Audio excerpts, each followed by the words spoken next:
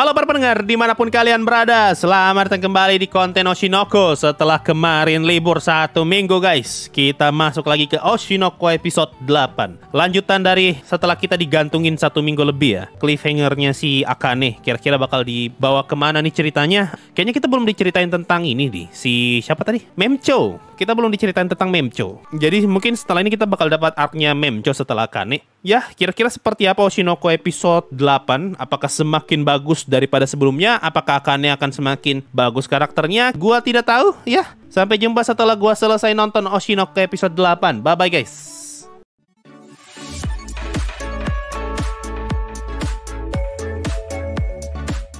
Ah, ini adalah reaksi yang sangat wajar ketika lu tiba-tiba ketemu teman yang pendiam, lalu berubah drastis tuh sifatnya. Ini manusiawi sekali nih sifatnya. Gue pun juga berpikir kayak gitu ya ketika nonton episode terakhir, episode kemarin ya. Ini buat orang yang kenal sama Akane bakal ngerasa, apa sih ini Akane nih? Tiba-tiba jadi kayak gini. Di lain sisi malah sekarang yang mati kutu si Akuan nih. Ya, jadi nurut sama Akane. Mati kutu aku. Kasihan. Gue jadi kasihan Kana nih. Kalah star dengan Akane. Baru juga kita bahas Kana langsung muncul nih Kana nih. Aduh kasihan, Kana cemburu. Aku sudah bosan tidak mau lihat lagi. Tidak, dia cemburu ini. Oh, Aqua minder sama Akane karena Akane bahkan Akane yang baru tahu tentang Ai itu bisa langsung tahu banyak hal tentang Ai loh. Tidak seperti Aqua nih yang padahal udah tinggal bareng sama sudah tinggal bareng sama Ai, tapi dia belum tahu begitu banyak hal, kalah sama Akane. Nah, ini lagi konflik batin nih antara dia ngelihat Ai itu sebagai lawan jenis atau sebagai ibu. Karena jadi kehilangan warnanya loh, jadi tidak cerah lagi warnanya Kana nih. Oh, balik lagi warnanya. Kalau gini jatuhnya Kana tuh kayak jadi tempat pelarian doang tuh. Gua kaget aja tiba-tiba Akane singgung soal anak haramnya Ai, Pak. Dengan begitu sikap-sikap yang ia lakukan menjadi masuk akal bagiku. Ajaib memang Akane. Gue kasihan sama Kana. Oke, gue paham. Jadi Aqua itu terpesona sama kemampuannya Akane dalam menganalisa karena dia berhasil tahu tuh backstory-nya Ai yang bahkan tidak diketahui publik ya. Nah, dia pengen gunain kemampuan itu mungkin untuk nyari siapa bapaknya. Nah, makanya dia sengaja jadikan Akane sebagai pacarnya buat dimanfaatin. Yang kasihannya sih Kana ya. Dua-duanya sama-sama kasihan sih. Satunya jadi alat, satunya ya dibiarkan begitu saja. Ya, itu tadi Oshinoko episode 8. Gue jadi speechless, Pak. Aduh, semenjak gue lihat Kana nangis sih, aduh, gue jadi bingung mau ngomong apa. Gue ikutan baper aja. Kasihan, aduh, kasihan. Ini kedepannya nih aku bisa jadi karakter yang tidak disukai banyak orang loh kalau gini ya. Gue kasihan sama kedua belah pihak soalnya, Kana sama Akane. Ya kalau mau bilang gambar bagus. Waktu kita diliatin Kana senang, waktu kita diliatin di akhir tadi si Memcho juga senang karena diajak untuk gabung idol. Bagus kok gambarnya. Ini satu hal yang gue kurang suka kalau nonton cerita ada cinta segitiga gitu, bikin baper nonton. Kira-kira ratingnya naik atau turun? Kayaknya turun. Sekarang 9,01 deh. Turun kayaknya. Kemarin 9,05 bukan sih? Ini gara-gara tim Kana kecewa nih, makanya turun ratingnya. Coba ya gue cek ya. Kemarin berapa ya? Minggu lalu ratingnya 9,03, sekarang jadi 9,01 turun. Ya ini bisa jatuh ke 8 nih kalau gini. Wah, jadi bingung Pak mau ngomong apa Pak. Gue gak suka sumpah cerita-cerita beginian nih. Bikin baper. Setelah kita dibikin terkesima Pak di episode kemarin sama comebacknya Akane, kita malah dibikin jatuh lagi gara-gara Aqua. Episode ini dikit nilai-nilai kehidupan. Sebenarnya nilai kehidupan itu ada satu, jangan jadi Aqua guys. Tidak baik mempermainkan wanita. Tidak baik mempermainkan perasaan wanita. Jangan. Itu saja sih pelajaran yang bisa gue ambil dari episode ini. Tidak ada lagi, gue bingung. Akane yang gak ada harapan, Rubicana masih 50-50 lah. Akane sih fix ya, itu gue lihat kayak bakal dijadikan alat aja. Karena tadi tuh Aqua ngomong, dia tuh hanya bisa ngomong tanpa perhitungan sama Kana, tidak dengan orang lain. Berarti dia menganggap Akane ini sebagai partner aja. Meskipun mereka pacaran ya, tapi palingan cuma dijadikan alat doang buat nyari siapa bapaknya ya. Cuma gue kasihan itu nanti di Kana karena kasusnya kalau kayak gini tuh yang bakal bikin nyesek tuh kalau misalnya Kananya move on. Kalau Kana sudah move on dari Aqua baru nyadar tuh, aduh, sudah itu sakit banget Pak anjir. Memcho bakal jadi idol idaman sih nanti. Karena dari 3 orang tadi yang paling niat jadi idol kan Ruby sama Memcho. Kana tuh kayaknya cuma ikut-ikutan doang.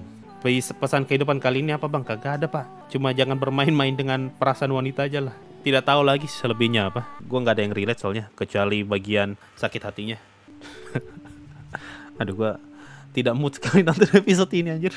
Malas gue, sumpah gue tuh nggak suka plot kayak begini nih. Sakit pak di hati pak. Gue masih baper nih anjir. Kena mental. Iya, gue kena mental anjir episode ini. Terus pasin pejalan kaki gosip pasangan reality show itu disebut Yukinobu dan Akuaka. Yang jelas setidaknya Yuki dan Aqua menonjol di acara sehingga nama dari mereka yang diletakkan di awal coupling. Ya karena mereka berdua yang paling menonjol kan secara hubungan. Sedangkan Memcho tuh kayaknya nggak. Sepanjang kita lihat tuh Memcho nggak condong ke siapa-siapa deh. Makanya namanya Memcho tuh nggak terlalu di highlight. Sama mungkin ya, ini teori ngawur aja ya. Memcho kan tadi ngomong tuh kalau dia punya mimpi untuk bisa jadi idol. Mungkin mimpi itu yang masih ke bawah sampai sekarang dan ini jadi kebiasaan. Makanya dia menghindari skandal itu untuk bisa punya pacar ya. Kebiasaan idol masih ke bawah sama dia. Meskipun dia nggak sempat jadi idol, tapi setidaknya dia pernah kepengen jadi idol tuh. Jadi dia tahu apa aja yang tidak boleh dilakukan sama idol. Memcho hanya penglaris. Memcho cuma promosi channel. Iya, Memcho cuma numpang lewat buat promosi channel guys. Bukan buat cari pacar. Apakah mata Akane yang berbintang bakal jadi permain? Kayaknya enggak sih. Terutama nanti kalau misalnya Aqua putus sama Akane sih, hilang tuh bintangnya nanti matanya tuh. Sejauh ini best anime musim ini apa bang? Gue pengen bilang Oshinoko tapi gue baper. Episode paling baru. Gue kasih Kaminaki aja lah, tidak bikin gue baper. Kenapa bang Yuki nolak Nobu waktu acara tapi aslinya jadi pacaran? Gue bisa memikirkan dua hal ya. Pertama, Yuki tuh nggak mau hubungannya dia dengan Nobu dianggap sebagai pekerjaan. Kasusnya tuh sama kayak Aqua sama Akane kan. Aqua tuh menganggap hubungannya dengan Akane itu sebagai pekerjaan untuk meningkatkan rating mereka berdua. Nah Yuki mungkin menolak Nobu biar dia mau nih hubungan ini tulus nih. Ini hubungan betul-betul kita saling sama suka, bukan hubungan karena pekerjaan. Makanya ditolak di depan kamera tapi diterima di balik kamera. Karena kan tadi si Yuki ngomong tuh kalau ini adalah pertama kalinya dia punya pasangan. Jadi dia pengen betul-betul ya perasaan yang tulus gitu, bukan karena tuntutan dari kerjaan. Itu prediksi pertama ya. Kedua, mungkin Yuki tuh pengen menghindari skandal. Kayaknya biar fansnya nggak ngamuk. Iya, itu yang gue bilang. Kemungkinan kedua buat skandal untuk ngejaga hal seperti itu. Cuma gue rasa sih gue lebih berat ke pertama ya. Gue merasa kalau Yuki tuh nggak mau hubungannya dengan Nobu dianggap sebagai pekerjaan daripada skandal ya. Mungkin skandal tuh ada tapi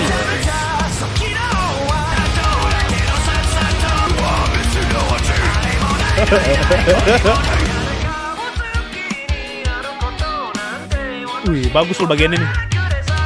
Ayo, kalau gini mah ayo semua cover Oshinoko, ayo media share. Ayo, gue pengen dengar segala macam jenis cover Oshinoko. Yang tadi itu bagus loh. Walaupun orangnya agak Y ya, tapi bagus loh. Terutama bagian yang TV tadi itu. Enak loh didengar.